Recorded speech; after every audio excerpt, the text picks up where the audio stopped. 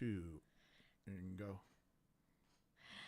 Okay, what's up, you guys? It's your favorite sports chica, Carolina Teague, and this is another episode of League of Our Own. Welcome back, you guys. It is another Manic Monday, and I'm here at VodPod Media Studios with my guy, radio husband and producer, Gylan Jackson, making sure everything is running smoother than olive oil on a baby's behind. Wasn't here last week, but we're here this week, and we got lots of things to talk about today. Starting a little bit later than normal, but we got a couple surprises that we have coming up, and I'm really excited about them. Today, we're going to be talking about a whole lot of fun stuff. We're going to be talking about, is it Dak's fault that the Cowboys lost to the Philadelphia Eagles this past weekend? CJ Stroud from the Houston Texans had a monstrous game. And who has the more upside and who could win a Super Bowl first? If you guys had to pick, do you think Dak's going to win a Super Bowl first? Or do you think CJ Stroud is going to win a Super Bowl first? And is Wemby the new face of the NBA? Move over LeBron, or is it LeBron James? We'd definitely like to get all your guys' thoughts. And of course, the finishing move, WWE news, Gunter, the Intercontinental Champion, cannot leave the U.S. for 6 months. And a story about true crime for the sucker punch in boxing. Puerto Rican boxing superstar Felix Verdejo was sentenced about a month ago for killing his mistress just to protect his image. Why are people that stupid, and would you kill for love? We'd like to thank everybody watching all across of our platforms, YouTube, Facebook, Twitter, all that great stuff. And I'm excited to, get started talking about all the topics. Gylan, how's everything been for you? Life is good. Good. And also, too, we got a surprise for you guys. Our intern, Jaden, for the first time, is going to make his premiere next week on League of Our Own.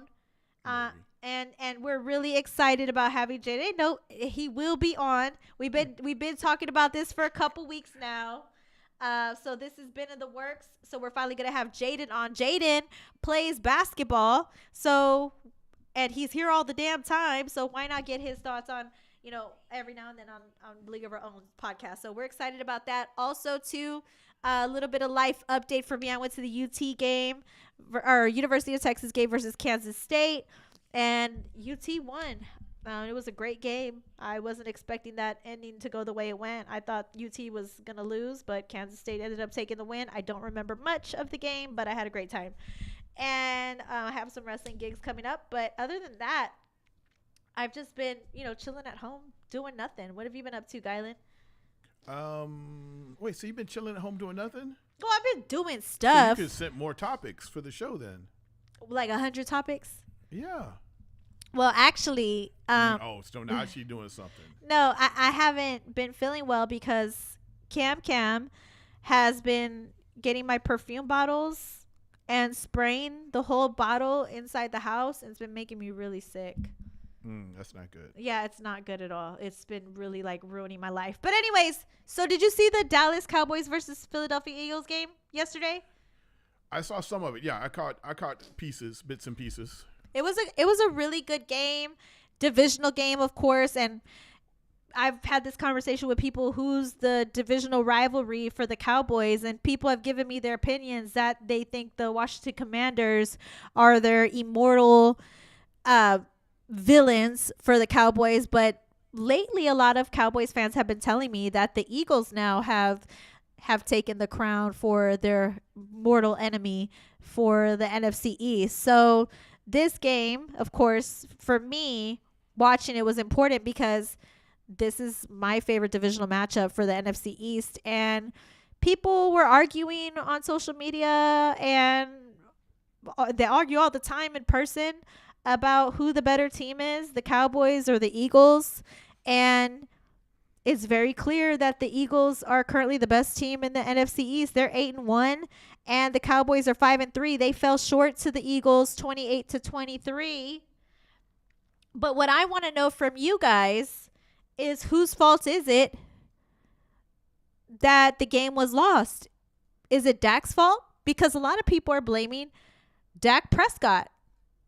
And it's interesting that people say that, because they're saying, hey, there was a lot of crucial mistakes within the last 5 minutes of the game. And you could attest those crucial final mistakes to Dak Prescott. But me personally, I don't blame Dak Prescott for this loss. I actually think he played a really good game. He threw for 374 yards, about 100 yards more than Jalen Hurts. And he also played well with the passing game. The Cowboys really had to rely on their passing game. He was throwing a lot to CD Lamb. And he, in my opinion, played really well despite all the shortcomings he had. Dak has a lot of issues from the right offensive side of the field. And he did a really good job reading from the line of scrimmage during the game. But because he made those final mistakes in the last couple minutes, are you going to blame him for that? I mean, he took responsibility, but I wouldn't necessarily blame him. I would blame the defense for giving up 14 points in the third quarter because the Cowboys were ahead. So if I had to give fault to anybody, it would be the Dallas Cowboys defense. That's who I would blame more than anything.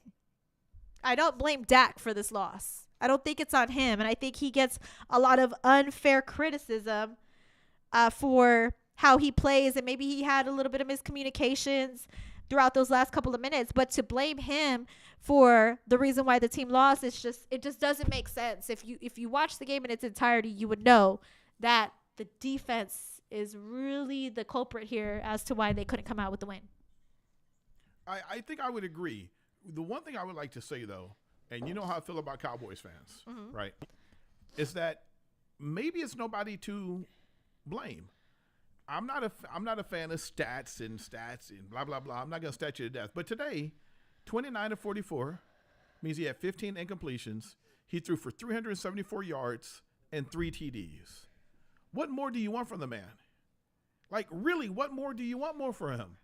And I used to be a Dak Prescott fan. I'm not a huge fan of Dak Prescott. Hurts, man. That boy. You know, so I don't know. I don't know what Cowboy fans are thinking. I don't know what Cowboy fans want. But you really got to look, one, in the mirror for being a Cowboys fan, and two, at Jerry Jones, because it all comes down to Jerry Jones.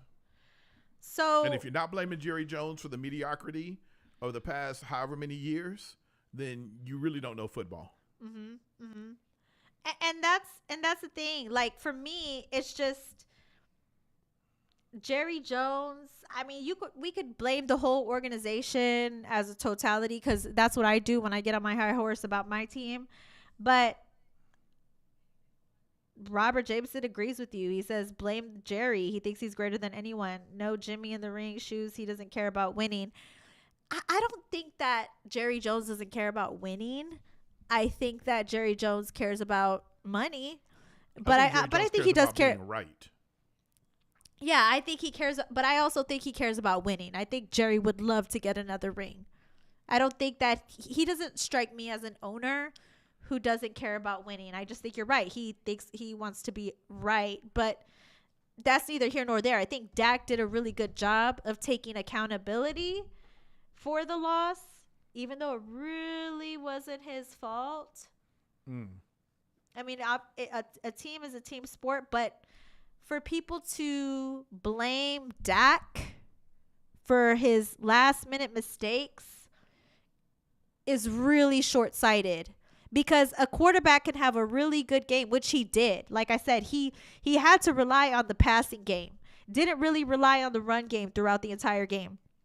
So that to me showed he knew that the Eagles secondary is pretty weak and he knew he had to rely on the passing game, was able to make those adjustments. But for me, it also showed that he knows how to make those adjustments. He's really showed in the past few weeks that he is a good quarterback. It's just a matter of, can the rest of the team hold up their end of the bargain? And the answer is no. So I don't think that Dak is this horrible quarterback, and I don't think that it's Dak's fault. So essentially when people are solely blaming Dak, which when a team loses, you want to blame the quarterback. But if you really watch football, you know when a quarterback has a bad game. And this just wasn't one of those games. So I think blaming Dak is idiotic. Yeah, I think it's lazy at best. Romo had good numbers, but what else did Romo do? Dak has decent numbers, but what is what is Dak doing? At some point, you got to ask yourself, why are you still rooting for this team? And I guess if that's what you do, that's what you do. Well, if there are Cowboys fans here, then they need to tell us why they still root for the team, because I have a crappy team that I root for, and it boils down to loyalty. So that's my reasoning for cheering for a crappy team. Well, so I mean, maybe that's Cowboys fans reasoning too. At least y'all have like been bad though. Like, we own the badness. Yeah, you own the badness. Like, I can get that. Like, if your partner's just crappy, your partner's just crappy, and you're okay with that. But if you think your partner's going to get better, yeah, no, it's not gonna happen. Yeah. But who is getting better is the Texans. Yo, let's also talk about C.J. Stroud, which I'm glad Dude this is a beast. What he did this past game. I don't know if you saw that final drive, but C.J. Stroud just basically showed everybody that he can be in prime time too. I'm not talking about Coach Prime. I'm not saying it's comparable, but what I'm saying is that was some prime time bullshit that he did. This was a record breaking win for a rookie. He threw for incredible. He threw for 470 yards, and they beat the Buccaneers 39-37. And I just thought he played incredible and had a game-winning drive with 46 seconds left. Now, I'm just going to save that for a second. Like, think about that for a second. Game-winning drive with 47 seconds or 46 seconds left. That's crazy. And he doesn't have the best team around him, too.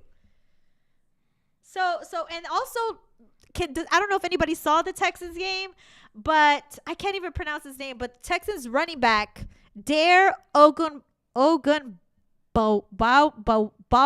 I can't say his name. I botched it. But Houston Texans kicker is out. Fairbarn. He suffered a quad injury in the first half. So they had to replace him. And head coach D'Amico Ryans was like, yo, we need to replace him to do the 2-point conversions, or if we try to score a touchdown, or if we need a kick. The Texans were stopped on 3rd and goal, and that's when they called on their running back to step in and make a field goal. That motherfucker smashed that fucking field goal. And the whole team on the sideline, if you're watching the Texans game, I don't know if you guys saw it, but everybody was going crazy like, holy shit, I can't believe he actually made that field goal. This dude's a running back taking the place of a kicker. Now, granted, he played other sports back in the day, but I thought not only did C.J. Stroud had a game-winning drive, but that kick that their running back had, that was incredible. So the Houston Texans deserved to win that game. I was really excited about that. Yeah, I thought it was legit. I thought it was a legit win. Again, I'm not a stats dude. I don't know why I'm pulling up stats this week, but 30 for 42, 470 yards, 5 touchdowns. It was, the team is showing heart. They're showing effort. And I'm not saying Dallas doesn't, but I wonder sometimes if we're worried about Dallas being that player or that team all the time, America's team. And I really believe in my heart of hearts, the whole America's team mantra is done. It's over with. The Cowboys are not America's team. Period. End of story.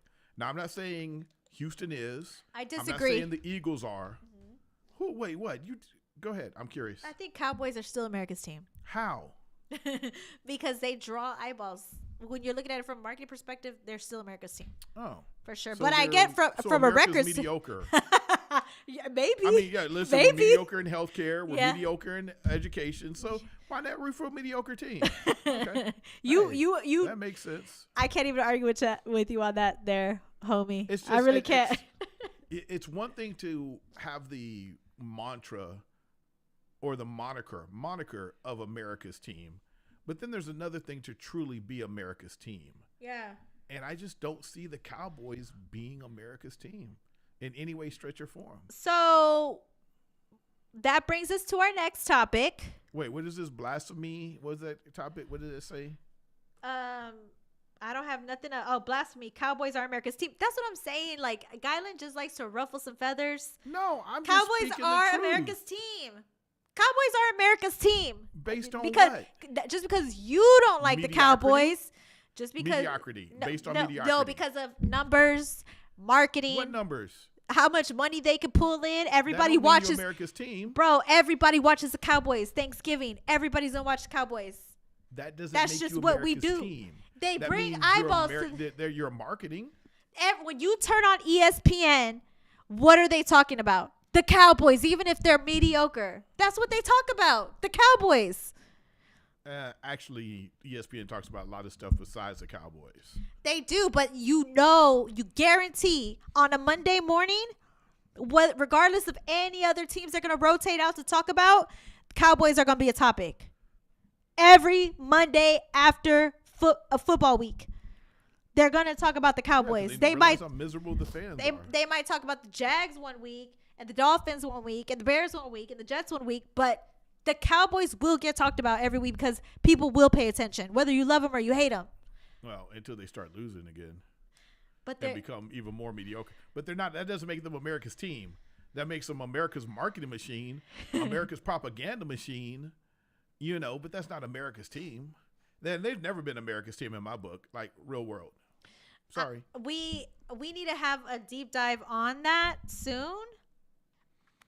But right now, I want to talk about Dak and CJ Stroud because remember I told you guys earlier to remember the stat, game-winning drive with 46 seconds left. Now, if you compare the Texans game yesterday against the Buccaneers as opposed to the Cowboys game against Philadelphia Eagles when the game was short, close for both of them, you didn't see a game-winning drive with 46 seconds left with Dak Prescott. So my question to you all is, who do you all think will win a Super Bowl first? Would it be CJ Stroud or would it be Dak Prescott, and why? So, Gylan, what's your response to that? That's a tough one. However, because of my disdain for the Cowboys fans more than the Cowboys themselves and Jerry Jones, I'm going to have to go with CJ Stroud is playing and the upside and the fun that the Texans are playing with. I'm going to have to go with CJ Stroud. Okay. So as much as CJ Stroud had an incredible game, realistically, I don't think CJ Stroud would win a Super Bowl with this team before Dak Prescott would win a Super Bowl with his Cowboys. And the reason why I say that is because the AFC is a much tougher division or much tougher conference than the NFC. That means that the Texans got to get past the Chiefs. The Texans got to get past the Dolphins. The Texans got to get past even the Jags. And there's multiple teams. And did I say the Ravens? The Ravens too. There's all these teams in the AFC that I think have far superior quarterbacks. And I think those teams are way more difficult than it would be for Dak and his team with the Cowboys to defeat teams in the NFC. The Cowboys lost against the Eagles. That'd be a tough team to get by. But the rest of the division has the same record, if not similar, with the exception of the Lions. Lions are 6-2. They have a mediocre win and loss. Like they're 5-3. But the rest of the NFC is mediocre as well. Everybody with the exception of the Eagles and the Lions have an equal or lesser record than the Cowboys do. So when you're looking at from a strategical standpoint, from the NFC to the AFC, then I would say the Cowboys have a more of an upside because the AFC is a much tougher conference than the NFC conference is. So if I had to roll with somebody, I would roll with Dak because Dak has proven he could go up against other teams in the NFC, and CJ Stroud had one playoff games since Dak won. Than CJ Stroud. Well, the thing is, my thing is, can CJ Stroud take the Texans to the playoffs? Dak's rookie year, he went to the playoffs. Now, granted, he had a great O-line, but CJ Stroud year, or was it his first year he started? The first year he started. I'm sorry. Okay, the so first he was not a rookie. He had been sitting around behind. But CJ Stroud is a starter right now. But he's a younger than Dak, started younger than Dak, and is comparatively, in my opinion, has a better shot of winning a Super Bowl with Dak in the next 5 years than Dak in the next 5 years. I think the Texans have a long way to go as a team to be able to come out with a Super Bowl before the Cowboys do, even though the Cowboys are mediocre, like you said, and they live in mediocrity. But the Texans have shown us in the past couple of years that they're below mediocrity. But CJ Stroud had a great game. Yeah, but of course they have. But CJ Stroud had an incredible game last night. I'm not going to take away from that, but the games before that, they weren't these record-breaking games, but he had an incredible game. As far as like if he were to get traded to a different team, then yeah, like he would get a Super Bowl before Dak Prescott for sure. Or maybe even if Dak had a better O-line or a better coach, like we could put all these variables in there. But with the exact teams right now, because the AFC is a tougher conference than the NFC, I would give Dak the upside to win a Super Bowl, especially since whether he lost or not in the playoffs, he has more experience as of right now. The upside, but is he going to? That's the thing. If you ask me, none of them ain't gonna win no damn Super Bowl. But if I had to pick between the teams right now, Dak would win the Super Bowl before CJ Stroud would. Nah. All right, check this out. So for those in the world who think Dallas is America's team, last year of the top 50 most watched TV broadcasts of 2022, the Bengals, LA Rams, Kansas City Chiefs, all were higher on the list than the Dallas Cowboys.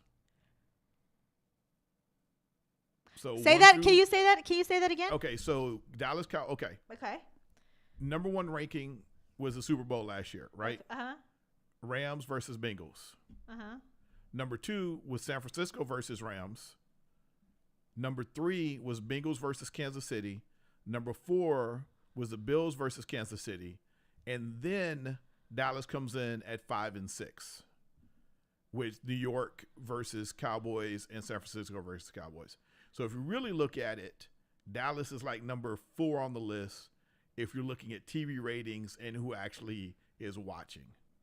And then as you go down further, the Bengals, the Rams again, and then you get to the Cowboys at number 13. So it's Rams is dominating, Bengals, Chiefs, and who else? That's it. Okay. So and then the Cowboys. So 2 of those teams are in the NFC and 2 of those teams are in the AFC. Mm-hmm. So maybe, however, 13, 15, 17, 18, 19 is Dallas. That's mediocrity. Yeah. I agree that they're a mediocre team. I mean, the numbers are there, and also America's mediocre team.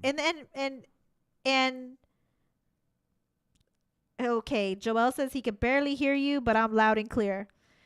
I would just say that for me, that's a first. If I had to pick between CJ Stroud and Dak Prescott, because of experience, I'm a roll with Dak. Now, I want to have this conversation next week when Jaden, our intern, brings his premiere on. We can have the conversation.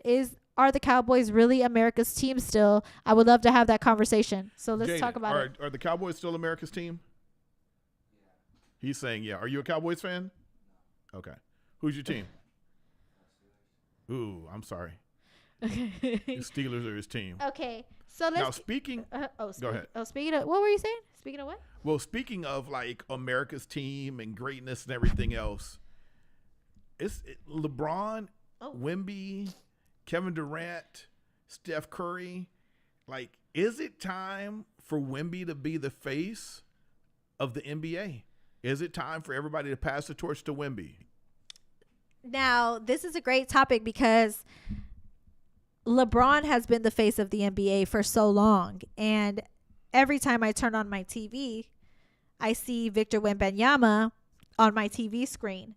And I've never seen a player, just by watching sports, the last generational talent we had was LeBron James, who had this big hype machine around him. Victor Wembanyama is that next player. I haven't seen anything like that. And he has the credentials to back him up. He has deals that are comparable to LeBron James in his rookie year. He already has deals with Nike, Fanatics, 2K, Barcode. And just by announcing that Wemby is on the team, the Spurs ticket sales, they went up 3,000%. He's living up to the hype when it comes to stats. He's breaking numerous records, already 6 games in. And people are already having conversations in the streets on whether he should be Rookie of the Year and Defensive Player of the Year. And he just started this week. So LeBron, in his first 3 preseason games, he averaged 8 points.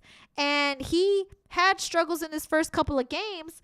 But when you talk about the impact of an NBA player, I think everybody just needs to move out the way and just come to the terms and realization that the new face of the NBA is Wemby. You might not realize it now, but in a couple months, in about a year or so, everybody's going to realize Wemby took LeBron's spot as the face of the NBA. So I truly believe Wemby has taken that spot.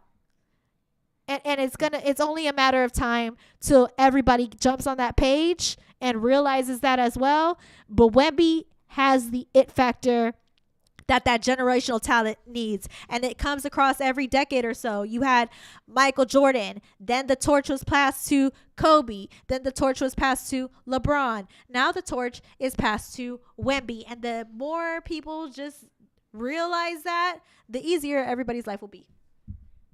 Interesting. I'm just going to say one thing to Spurs fans, because as we're going, if somebody's a big fundamental to, no, he is Wemby. We have 2 40-part losses, though. Got to get that right first, of course. But this team is young. I don't know what everybody's expecting from the San Antonio Spurs. The team is young. They're going to lose games that we feel that they should be winning. Greatness doesn't have overnight.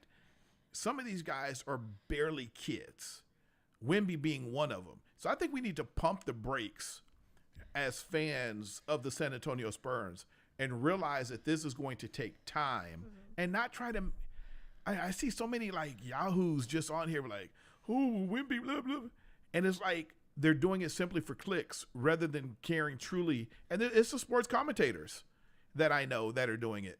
And I'm a little disgusted by it. Like they're expecting them to be great already? Yeah, it's like, oh, well, Pop needs to do this and Pop needs to do that. It's like everything's a fucking knee-jerk reaction. Like, calm down. Well, I think what it is that a lot of casuals who have been watching the Spurs just are really excited about Wemby, and they want that instant gratification. They want those instant wins, or they're probably just tired of all the losses and want everybody to just throw a lob to Wemby and have him score the entire night. But that's not how Coach Greg Popovich works, number one. And number two, like you said, and you're spot on, it's going to take time for this team to grow and develop as a young team. And everybody does need to pump the brakes, like you said. It's not going to happen overnight. And these 40-point losses, like against the Pacers, people are already tweeting me on Twitter, Rockets fans, 152 to 111. We already know the Pacers are good, bro. We already know Obi Toppin is good. Tyrese Halliburton. They dominated last year. Buddy Hield. All these players are good.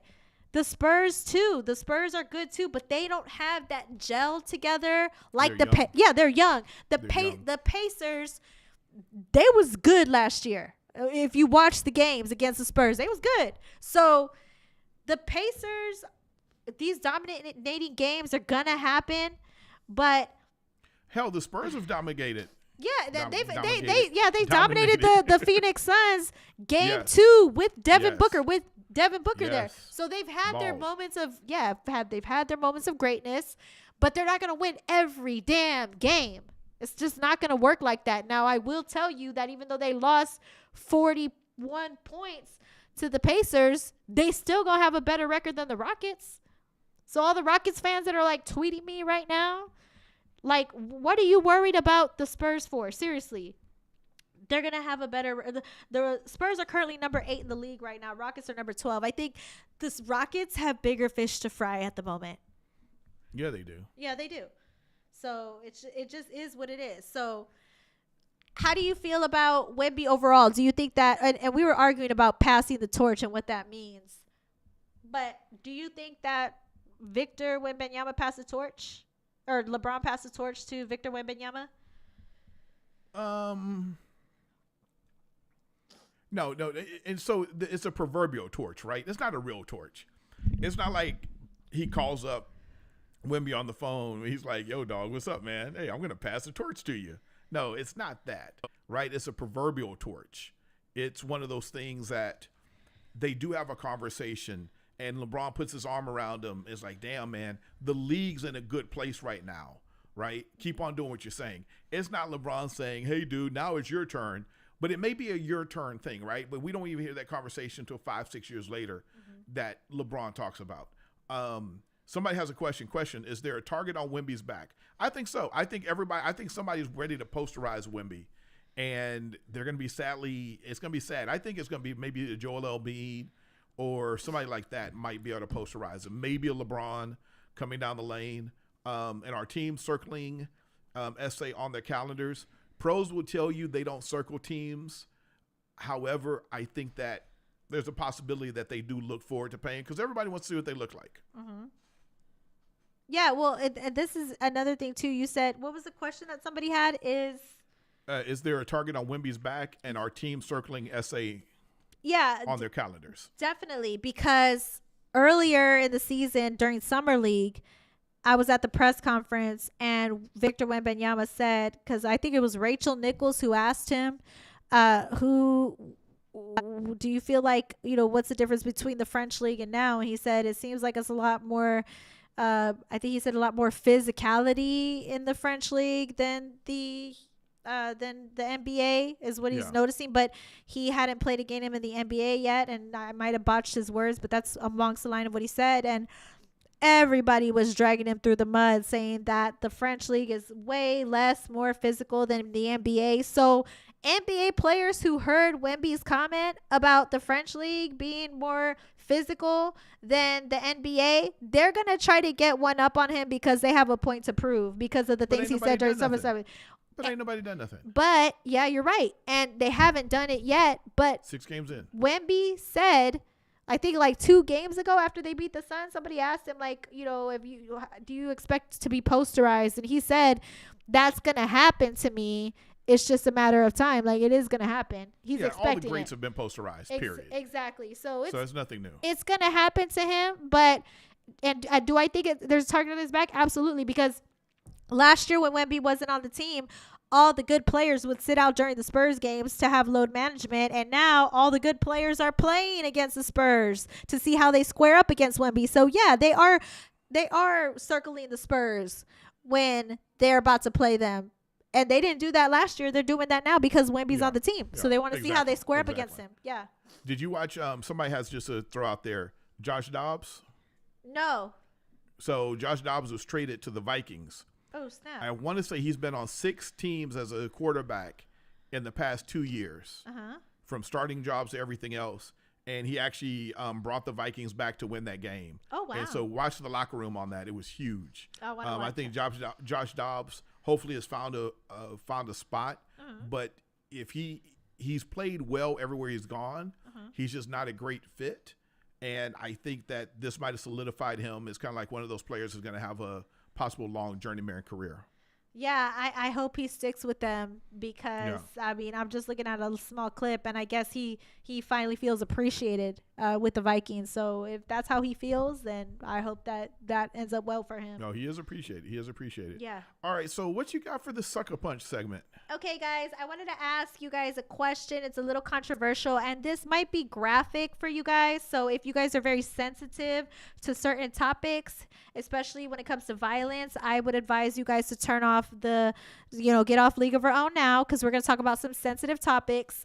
But this is our segment for boxing. It's called the Sucker Punch. And there's a boxer, and I actually just came across my YouTube page. We're going to take a different term. It's not breaking news.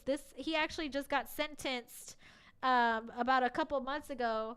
But an up-and-coming boxer in Puerto Rico, Felix Verdejo, was sentenced to life in prison for killing his pregnant lover. Now, what happened was Felix Verdejo was a boxer who played in the 2012 Olympics. He was an up-and-coming Puerto Rican boxer. He was revered across all of Puerto Rico for being the next big thing. And he was married to a woman, and he had a child with her. He was a young guy in his 20s, and he got his mistress pregnant. And he got his mistress pregnant, and he asked her to kill the baby. She said no. She wanted to keep the baby. So rather than take up with his responsibility, he decided to bring her along for a car ride, punch her in her face because he's a boxer. She immediately knocked out, injected her with some type of drug, tied her up with a cement block, threw her over a bridge into some water, and shot her so to make sure that she was dead because he did not want to have the baby with her. And this dude is an idiot. You gave up. Is this alleged? No, he got convicted and sentenced to life in prison. He admitted to the crime because he had an accomplice with him, and his accomplice made a confession, and they gathered the evidence, and he was convicted of this crime. And the reasoning for him doing this is because he didn't want to ruin his chances of being a boxer. It would ruin his image of being the next big up-and-coming star in Puerto Rico. So what do you think would ruin your image more? Having a baby with your side chick or killing your side chick, dumbass? So the reason why I watched this was because it popped up on my true crime feed. It's been all over the Spanish news. This is huge news in Puerto Rico. And I'm barely finding out about this because they finally did a translated video, and I don't speak fluent Spanish. And he just got convicted recently as of, 2 days ago. He just got convicted like 2 days ago. Life in prison. So I want to ask you guys, and somebody said we've seen this before with Ray Caruth. Yeah, people do that. I was going to say to you guys, would you kill for love if it meant protecting your image? Guylan, what are your thoughts? You keep on saying, would you kill for love? That's not love. So would you kill because you're a selfish bastard and you stupid? Mm-hmm. No. Now, have I thought about it? Maybe. But no, I would not kill to save, not if I have that much money. Right. If I'm, who cares? Now, who cares? Now, like Ray Caruth did this back in the day with his ex-girlfriend Sharika, and he was a football player for the Carolina Panthers, I believe, and he is a football player, and they are known to have CTE, and boxers are also known to have CTE. Do you think that in cases like this, that fighters and football players can use the defense of CTE as the reason why they murdered these people? Sure. Yeah. But not until you slice their head off and open their brain do you know if they had CTE. Right. So it'd be hard to prove that they had CTE. Huh? It would be hard to prove that somebody. You can't prove that they have CTE. So you don't think it's a good defense then? No, it's a horrible defense. Yeah. And rest in peace to the person who died. But I encourage you guys if you guys are in a domestic violence relation, there's domestic violence hotline. But don't do no stupid shit like this. I mean, this dude threw his life away because he wanted to protect his image in boxing. Isn't that some crazy shit? Like, what would... The fact we're talking about this shit is kind of... Okay, Robert says he would kill for love. But I'm not Eminem, and let me get paid and take care of my baby. So, okay, so let's just say... Everybody. Amazon says everyone on the live show is about to implement themselves. Implicate themselves, exactly. So I'm wondering, okay, let's just say you all are married men, right? First of all, you shouldn't be cheating. But in the event that you did cheat and you got your mistress pregnant, what would make somebody want to kill rather than just having the baby? Like, what Are you really trying to understand this? I really want to know. Yeah, Why do you want to get in the mind of somebody who's psycho? So they're just a psychopath. That's not even psycho. It's selfish. It's sorry. It's bad human. It's their mother should have swallowed them. Like, it's horrid. Yeah. Yeah, it's really sad, and I feel bad for the victim. I just feel like I'm glad he got life in prison. They were going to give him the death penalty, but her family wanted to do life in prison. I'm just glad he is where he is. But I just think, God damn, how stupid can you be? Well, I'm glad they didn't kill him. Oh, no, I'm glad they didn't kill him too, but how stupid can you be? You're dumbass. And if you are an up and coming boxer and you got some bread, why don't you just hire somebody to do it for you? Why you got to do it yourself? Why now? You just implemented yourself, like Amzai said. Oh, somebody said this sounds like the OJ story. Yeah. Why do people do stupid shit? Oh, people stupid. People are just stupid. Don't kill anybody. Keep your damn hands to yourself. That's all I'm saying. The moral to the story is kind of easy. Don't kill nobody. Don't kill nobody. You're going to get caught. I want to know, I know this is taking a turn, but this is about sports, so I'm still on track. Do any of these people who are athletes or whoever, do y'all not realize that we're in a society now where everything can be tracked? Everything could be found out. There's a paper trail for everything, and more than likely, your dumbass is going to get caught. So why the hell do you think it's okay? And why do people think they're going to get away with murder? It's so stupid. It's so stupid. I just want to say it popped up on my damn feed. It was all over the Puerto Rican news. This is my Spanish people doing crazy shit, so I had to talk about it. Your people. My Spanish people doing crazy shit. Your people. Aaron Hernandez is another one. Yep. Oh, we don't claim these motherfuckers. But not least, the finishing move. Okay, and we also have the finishing move segment. And if you guys would like to sponsor it, hit us up, League of Our Own. What the hell is we talking about for this the finishing move? Oh, Gunther, WWE Intercontinental Champion Gunther cannot leave the U.S. for 6 months. Now, I'm just going to make this quick before we wrap this shit up. But Gunther is an incredible wrestler, and he has the longest reign of having the WWE Intercontinental Championship. So he's actually fucking, killing it, right? But this news came out on Yahoo that he can't leave due to residency regulations. Understandable, because he's originally from Austria, so he has to stay confined within the U.S. But I just find it so ironic because intercontinental means you travel within different continents, and Gunther can't leave the damn country. Isn't that ironic? Well, but he lives here in America. Yeah, but you have the intercontinental belt, and you can't travel countries. That is so ironic to me.